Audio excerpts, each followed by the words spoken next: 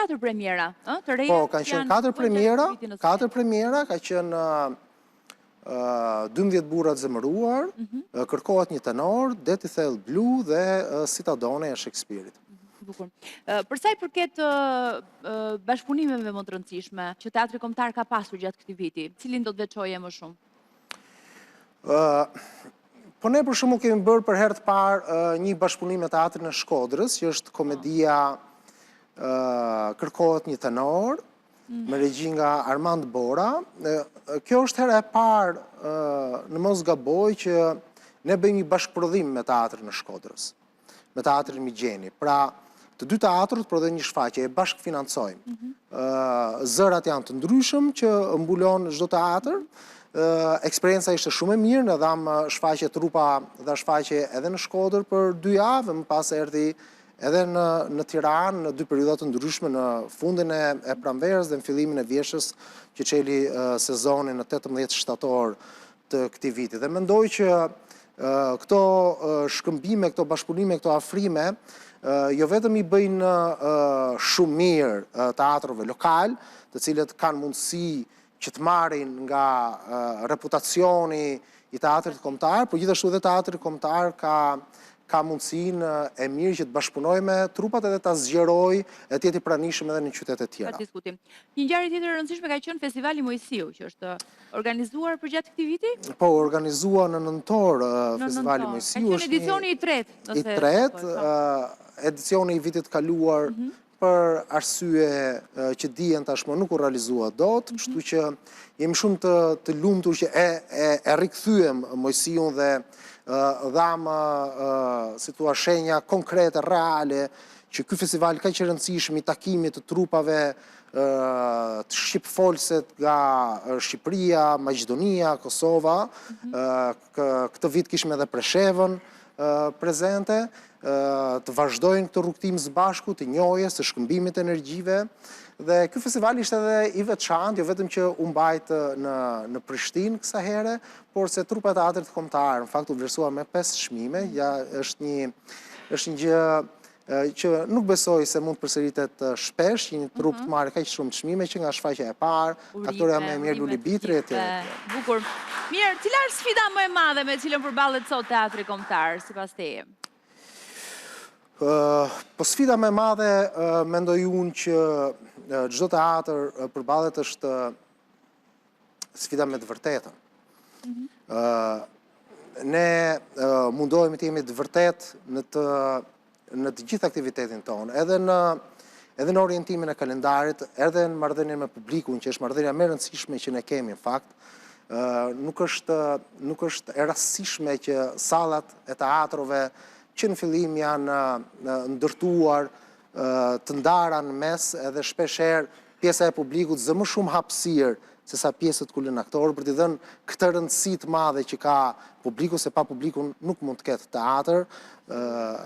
Kështu që ne do t'jemi të vërtet edhe kur zgjedhim repertorin, edhe kur dalim dhe flasim skenë, sepse ndonjëherë autocensura është shumë më e dëmshme se edhe vetë censura. Kështu që e vërteta mendoj që është sfida më e madhe për teatrin, sfida më e madhe për artistët, dhe ne mundohemi që dhe uroj shumë që edhe publiku ta mendoj siç e mendoj unë që ne kemi tejkaluar këtë sfidë. Ne kemi dalë dhe kemi thënë ato të vërteta që ne mendojmë që përfaqësojnë publikun.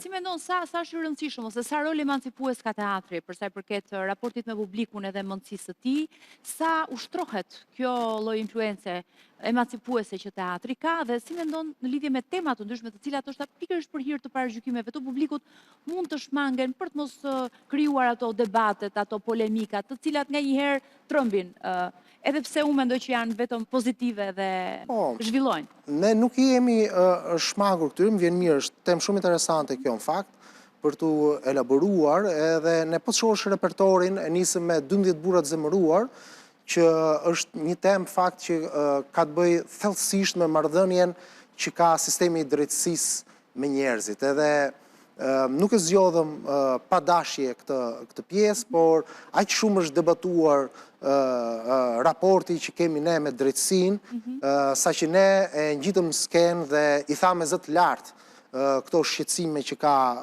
audienca dhe shoqëria shqiptare sot. Sigurisht edhe pjesë të tjera e kanë pasur këtë përfaqësim të ideve që shqetësojnë shoqërinë, e presim shumë shpejt ta hapim sezonin e ri të 2026-s me drejtësi në Nuremberg. Po të shohim sot në çdo ekran, dëgjojmë lajme me aromë baruti, me vende që po financojnë pafund në ushtrit e tyre, me vende që po armatosen, me rrezik lufte, me luftra që po ndodhin në Europë, por në Indjen e Mesme e mëtej. Kështu që ne edhe një herë do t'i kthejmë syt nga ky interes kaq i prekshëm, nga ky shqetësim që ka sot jo vetëm shoqëria shqiptare, do të flasim për atë se sa të përgatitur dhe çfarë ndikimi ka lufta në shoqëri dhe në psikologjinë tonë. Cilat janë politikat shumë shkurtimisht, se e di që kjo mund të jetë një temë shumë e gjatë, por për ta afruar sa më shumë të rinjt drejt teatrit, për artistët e rinj, për t'i motivuar ata që të marrin përsipër, të sfidojnë veten e tyre, të testojnë veten e tyre, edhe pa diskutim, të nisin një rrugë të bukur, siç është kjo e një artisti detaj. Ke shumë drejtë, ka qenë një nga detyrat kryesore dhe fokus kryesor që Teatri Kombëtar ka patur gjatë këtij viti, jo vetëm me edukim nëpërmjet artit, me të kërin artin, festivalin që ne mbështesim dhe gjimnazistë, është një traditë shumë e bukur, në fakt, e filluar nga Hervin Çuli kur ka qenë drejtori i Teatrit Kombëtar, dhe ne mbështetëm sërish këtë aktivitet, por edhe me Akademinë e Arteve, në fakt kemi pasur një marrëdhënie shumë të mirë këtë vit me dekanin, me zotin Qelo Alia, që është drejtuesi i departamentit atje, dekani Milte Kutali. Në çdo premier tonë ne kemi angazhuar student të Universitetit të Arteve, qoftë si asistent regjisor, qoftë si aktor në role tjera, apo si asistent kostumograf, apo skenograf të Deti Thellë Blu. Të gjitha projektet tona, të 4 projektet tona kanë qenë studentët e universitetit, gjithashtu aktorë të rinj, të cilët i kemi mbështetur edhe me kontrata të përkohshme në kalendarin tonë zyrtar.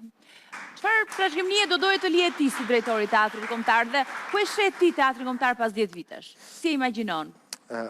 Shiko, kjo është gjëja e fundit ndoshta që mendoj se çfarë trashëgimie mund të lë unë tek unë besoj që Teatri Kombëtar. Nëse nuk e kemi këto objektiv, gjërat të mëdha bëhen vetëm duke i parë në këtë formë. Për t'u rikthyer asaj që edhe e ceka pak më herët, nëse do doja që një ditë ktheja kokën pas e të shija ç'ka ndodhur me teatrin në atë kohë që unë kam pasur në dorë disa vendimarrje, apo të tjerët kur të kthejnë kohën dhe të shohim këtë periudhë, do doja që të shikonin që e vërteta ka qenë, si thuash, titulli kryesor, e më pas nxitja e karrierave të artistëve ka qenë e dyta, sepse Teatri Kombëtar ka shumë energji, ka shumë individualitete.